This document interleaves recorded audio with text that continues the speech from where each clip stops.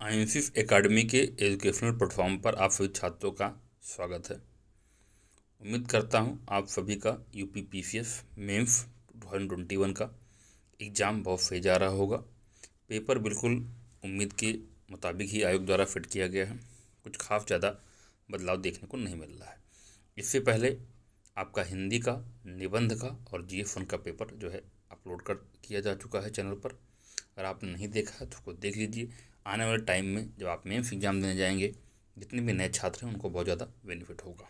साथ ही जो चैनल द्वारा प्रोडक्शन वीडियो अपलोड किया गया था, उससे कई सारे प्रश्न जो है आपका एग्ज़ाम में सीधे देखने को मिल रहे हैं, तो उसे एक बार ज़रूर देख लें और उन टॉपिकों को रिवाइज कर लें। चलिए देखते हैं जीएस पेपर 2। 200 नंबर का आपका ये पेपर होता है। कुल 20 प्रश्न होते हैं। खंड आ में 10 प्रश्न होते हैं, लघु उत्तरीय होते हैं, 125 शब्दों में लिखना होता है, ठीक है। और जो आपका खंड बा होता है उसमें 10 प्रश्न होते हैं, दीर्घ उत्तरीय होते हैं, 200 शब्दों में लिखना होता है, ठीक है।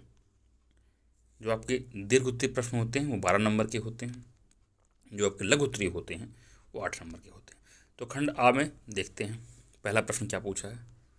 पहला प्रश्न आपका पूछा है, नीति निर्माण प्रक्रिया में गैर सरकारी संगठनों की भूमिका की विवेचना कीजिए। Discuss the role of non governmental organisations in the process of policy formulation, ठीक है। तो अच्छा प्रश्न था। उम्मीद करता हूँ आपने अच्छे से इसका आंसर किया होगा। दूसरा प्रश्न देखते हैं, भारत में नागरिक अधिकार पत्र प्रभावी नहीं बन सके हैं, इन्हें प्रभावी एवं अर्थपूर्ण बनाने की आवश्यकता है। Citizen charter in India could not become effective.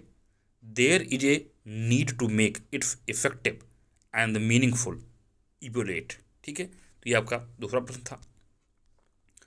इसके बाद आपका नेक्स्ट प्रश्न देखते हैं।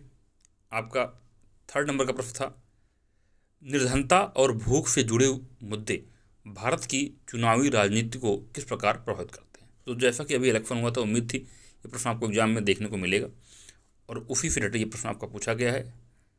How the issues related to hunger and poverty in India are impinging upon electoral politics, ठीक है। अगला 4th नंबर का प्रश्न है, संविधान की उद्देशिका संविधान के आधारभूत लक्षण एवं मानव गरिमा की वृद्धि का प्रतिगान करती हैं, स्पष्ट कीजिए।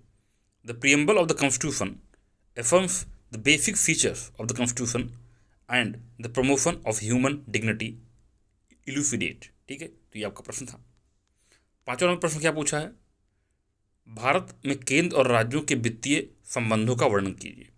Describe the financial relations between the centre and the states in India.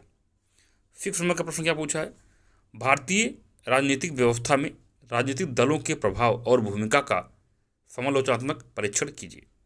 Critically examine the impact and the role of political parties in Indian political system, ठीक है। तो आपको क्रिटिकली जो है एग्जामिन करना था, ठीक है। अगला 7वां नंबर का प्रश्न है, भारतीय संसद की कार्यप्रणाली में संसदीय समितियों की भूमिका का वर्णन करें।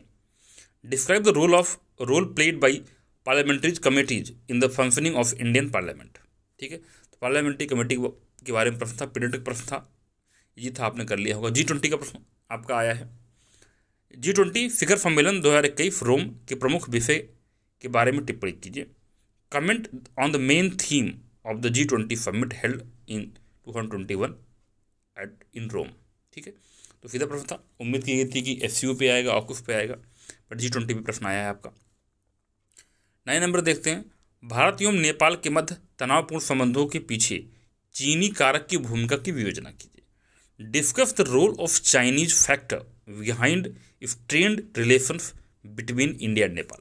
चलिए आप देख रहे हैं कि इंडिया और नेपाल के जो रिश्ते हैं उनमें थोड़ी सी दरार देखने को मिल रही है और कहीं न कहीं बैकग्राउंड के रूप में चाइना का जो है इसमें हाथ देखने को मिलता है। तो उसी के बारे में आपको दिखाना था, किस तरीके से चाइना जो है बैकग्राउंड में रोल प्ले कर रहा है इंडिया और नेपाल के रिलेशनशिप को थोड़ा सा बिगाड़ने में।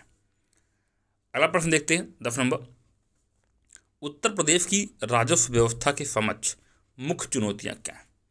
What are the major challenges before the revenue system of Uttar Pradesh. तो उत्तर प्रदेश के रेवेन्यू सिस्टम के चैलेंज के बारे में आपको लिखना था, ठीक है। तो पहला प्रश्न था जो आपका यूपी से था, तो ये आपका पहला सेक्शन हो गया। सेक्शन बा में देखते हैं 200 शब्दों में लिखना था। पहला प्रश्न है, एक जनतांत्रिक व्यवस्था में लोक सेवाओं की भूमिका का भारत के विशेष संदर्भ में विवेचना कीजिए। Discuss the role of civil services in a democratic setup with special reference to India.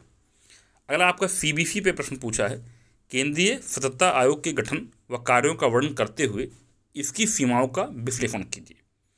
Describing the composition and the functions of central vigilance commission, analyse it's limitation. अच्छा प्रश्न था, सीधा प्रश्न था। नेक्स्ट, महात्मा गांधी राष्ट्रीय ग्रामीण रोजगार गारंटी अधिनियम ग्रामीण गरीबों की गरीबी कम करने का अधिकार देता है। टिप्पणी करें। Mahatma Gandhi national rural employment guarantees act empowers rural poor to elevated poverty. Comment audit. ठीक है, तो किस तरीके से जो है पॉवर्टी को खत्म कर रहा है, एलिवेट कर रहा है, उसके बारे में आपका प्रश्न पूछा हुआ है। 14 नंबर देखते हैं। भारतीय संविधान का ढांचा संघात्मक है परंतु उसकी आत्मा एकात्मक है। एफर्ट कीजिए। The structure of Indian constitution is federal but its soul is unitary. Elucidated. ये प्रश्न आपका सीधे जो है बिहार बीपीएससी मेंस से पूछा गया था, वहीं से उठा के सीधे यहाँ पे पुटअप कर दिया, बिल्कुल भी चेंज नहीं किया लाइन। अगला है, उन मुख्य उपायों की विवेचना कीजिए जिनके द्वारा भारतीय संसद कार्यपालिका पर नियंत्रण रखती है। Discuss the main method by which the parliament of India controls the executive. Next प्रश्न था आपका 16 नंबर। भारत में पंचायती राज व्यवस्था की सफलताओं को सीमित करने वाली समस्याओं का विश्लेषण करें। इन समस्याओं का सामना करने में 73वां संवैधानिक संशोधन कितना सफल रहा। Analyse the problems that have restricted the success of panchayati raj system in India. How far has the 73rd constitutional amendment been successful in countering these problems. तो अच्छा प्रश्न था, किस तरह से जो है पंचायती राज व्यवस्था की जो सफलताएं थोड़ा सा सीमित होती नज़र आ रही हैं, उनका विश्लेषण करना था। ठीक है, अगला आपका 70 नंबर है। सार्वजनिक धन के संरक्षक के रूप में भारत के नियंत्रक एवं महालेखा परीक्षक की भूमिका का परीक्षण कीजिए। Examine the role of comptroller and auditor general in India as the custodian of public money. जैसा कि आपको पता है कि जो आपका सीजी होता है, ये हमारे जो पब्लिक मनी होती है उसका संरक्षक होता है, तो उसी के रोल के बारे में आपको, कस्टोडियन के बारे में आपको बताना था। ठीक है, अगला है आपका आर्कटिक परिषद की संरचना एवं कार्यकरण पर एक संक्षिप्त टिप्पणी लिखिए। Right A short note on the structure and functioning of Arctic council.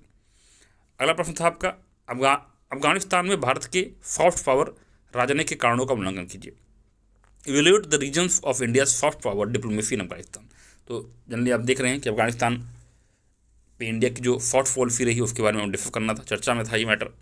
और ये प्रश्न तो अब्राहम एकॉर्ड थोड़ा पहले का है, पूछा हुआ है। अब्राहम समझौता पश्चिम एशिया की राजनीति में एक नई शुरुआत है, व्याख्या कीजिए। Abraham Accords are a new beginning in the politics of West Asia explain. ठीक है, तो कई सारे प्रश्न जो है आपका सीधे जो है आपका जो है मेम फंटर सीरीज से देखने को मिल रहे हैं आपका, और जो प्रोटेक्शन वीडियो था उसमें मैक्सिमम जो प्रश्न आपको जो है वहीं से देखने को मिल रहे हैं।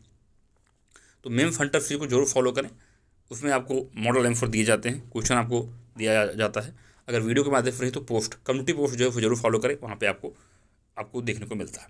वीडियो देखने के बहुत बहुत धन्यवाद। आपका GF3 और GF4 का पेपर जो है आपका कल होने वाला है, उसका भी आपको एनालिसिस जो है मिल जाएगा। पेपर देखने से एक आइडिया आपको लगेगा कि प्रश्न किस तरीके से आ रहे हैं और किस तरीके से आगे हमें अप्रोच करनी है। वीडियो देखने के लिए बहुत बहुत धन्यवाद।